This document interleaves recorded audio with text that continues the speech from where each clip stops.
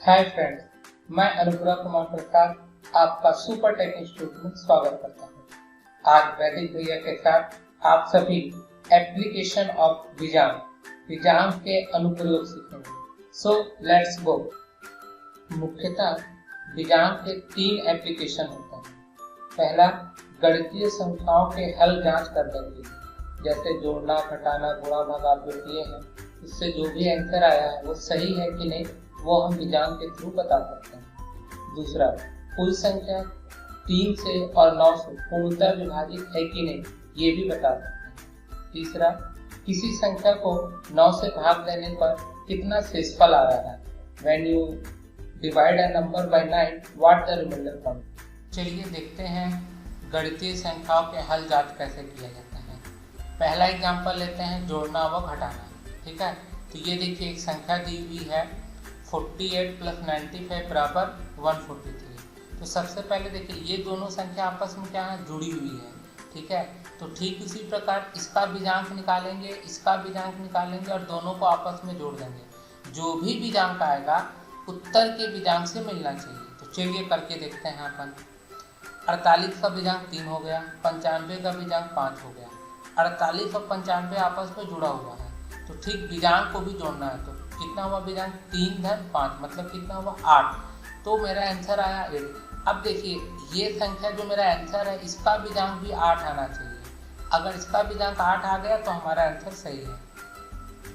देखिए इसका विजांक 8 आ गया है, इसका मतलब दोनों का विजांक सही है। तो जो संख्या के साथ होता है वही विजांक के साथ करता है। अब विजांक बहुत छोटी छोटी संख्या होती है इसलिए आसानी से हम जोड़ लेते हैं।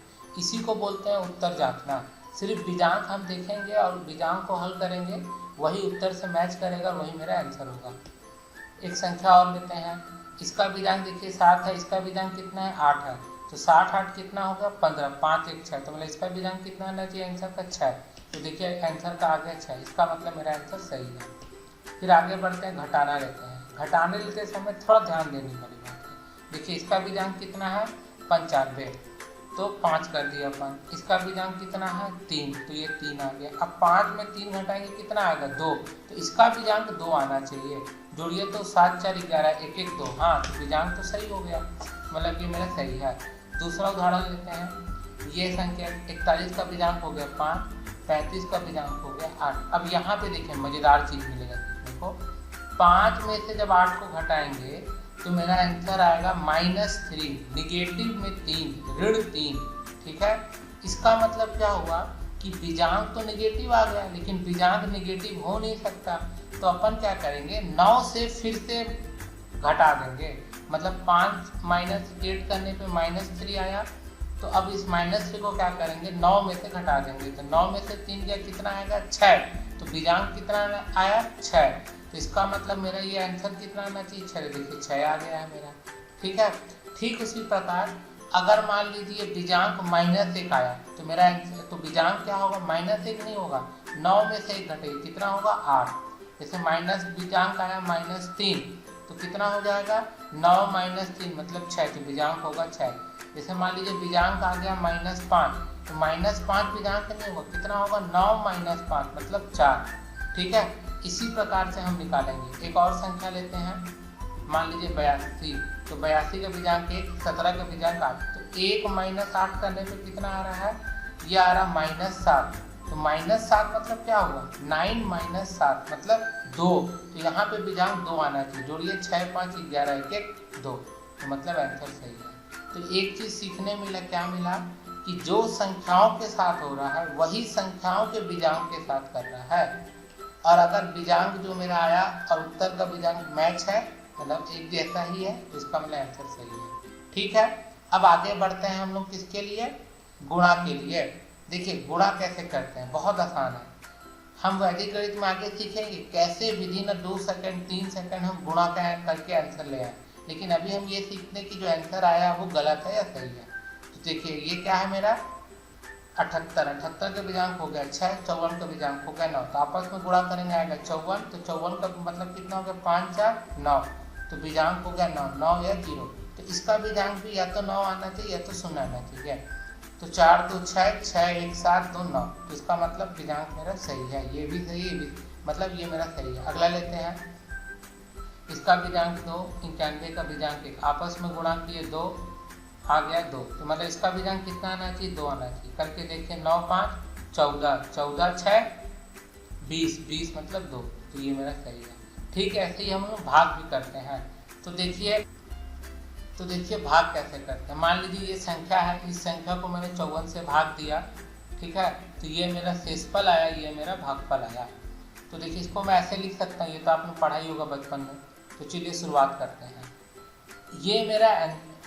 ये अगर इक्वेशन सेटिस्फाई हुआ, ये समीकरण अगर सही हुआ, जिसका मतलब जो भी मैंने भागफल और शेषफल लाया है वो सही होगा। तो चलिए करते हैं। 54 का कितना हो जाएगा? 9 विजांक, इसका कितना हो जाएगा? 2 हो जाएगा, इसका विजांक कितना हो जाएगा? 4 हो जाएगा। तो इन दोनों को आपस में क्या करेंगे? गुणा करेंगे, ठीक है। तो इन दोनों को आपस में क्या करेंगे? गुणा करेंगे। तो 9 दूनी 18, 18 और ये कितना हो गया? 4। ऐसा 9 को मैं शून्य भी मान सकता हूँ, तो ये कितना हो जाएगा? 0 गुणित 2। तो या तो आप 18 बोलिए या तो 0 बोलिए, क्योंकि 18 मतलब 1 8 9 हुआ, तो 9 तो 0 नहीं होगा। इसका मतलब विजांक कितना आ गया? 4। और इसका विजांक निकालिए 4, इसका मतलब ये दोनों से आपस में बराबर है, इसका मतलब हमने जो भाग दिया है वो सही है। चलिए कुछ और क्वेश्चन प्रैक्टिस करते हैं। ये देखिए इतना बड़ा समीकरण दिया, अब फटाक से बता सकते हैं कि ये गलत है कि नहीं। कैसे? सिर्फ विजांक निकालिए और विजांक को हल करिए। चलिए 2 4 5 का विजांक 2, 6 7 5 का विजांक 9, 65 का विजांक 2, 654 का विजांक 6, 6500 का विजांक 8 और इसका विजांक हो गया 8। अब इसको क्या करना है? देखिए 2 गुणित 9 गुणित 2 गुणित 6 धन 8 माइनस 8, तो ये देखिए ये 8 माइनस 8 0 हो जाएगा, ठीक है। और यहाँ 9 है, 9 मतलब शून्य, तो 0 का जब गुणा करेंगे तो पूरा शून्य, तो ये भी पूरा शून्य, ये भी पूरा शून्य, तो विजांक कितना आया? शून्य। तो अगर इसका विजांक भी शून्य हुआ तो ये समीकरण मेरा पूरा सही है। तो इसका विजांक देखिए शून्य, विजांक निकालना मैंने सिखाई था, निकाल सकते हैं। तो देखिए इतना बड़े सवाल को विद इन अ सेकंड हमने कैसे चेक कर दिया, इसी को बोलते हैं विजांक का एप्लीकेशन। चलिए अब आगे बढ़ते हैं। अब ये सीखते हैं कि कोई संख्या 9 से और 3 से पूर्णतः विभाजित है कि नहीं, ये कैसे पता लगा। तो बहुत सिंपल सा तरीका है। यहाँ मैंने 3 मुख्य बिंदु दिया है, पर इसको मैं बहुत आसानी से समझाता हूँ।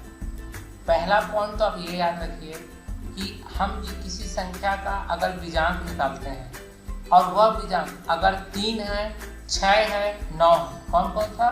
3 6 9।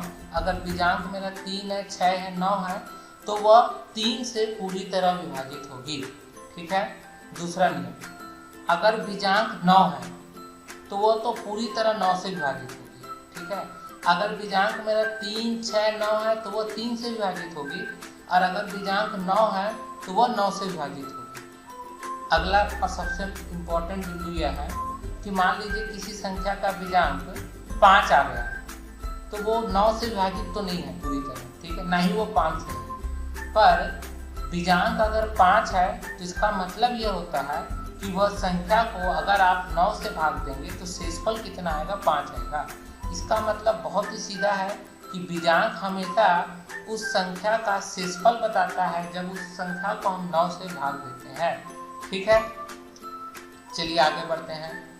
अब ये सब सवाल आपको दिए हुए हैं, ठीक है। इसको आपको बताना है कि कौन सी ऐसी संख्या है जिसको 9 से भाग देने पर शेषफल 5 आएगा, और इनमें से कौन सी संख्या है जिसको शेषफल 3 से भाग देने पर शेषफल 0 आएगा। तो एक एग्जांपल मैं आपको बताता हूँ, उसको ध्यान से सुनिएगा, बिना कॉपी पेन लिए सॉल्व करना, इसलिए मैं यहाँ पर स्लाइड में दिखाऊंगा भी नहीं, ठीक है। ये एक संख्या दिया, इसका विजांक आप निकाल सकते हैं। बताइए कितना विजांक आएगा? देखिए 5 4 9 और 8 7 15 6 3, इसका विजांक 3 आया। 3 आया मतलब ये 3 से तो विभाजित है, लेकिन ये 9 से विभाजित है क्या? नहीं, 9 से विभाजित नहीं। ऐसा विजांक 3 है मतलब इस संख्या को 9 से भाग देंगे तो शेषफल कितना आएगा? 3, ठीक है। इसी प्रकार आपको हर संख्या को लेके बताना है। तो ठीक है बच्चों, आज के क्लास में हम इतना ही पढ़े दोस्तों। अब आने वाले अगली क्लास में हम पढ़ेंगे गुणा कैसे करते हैं, how to do multiplication within 10 second. 10 second से ज़्यादा लगेगा ही नहीं, ये मैं आपकी गारंटी देता हूँ। तो तैयार रहिए हमारे नए वीडियो के लिए। तो तब तक के लिए बच्चों वैदिक भैया को बाय, और आपसे मुलाकात के लिए हम इंतज़ार करेंगे। धन्यवाद।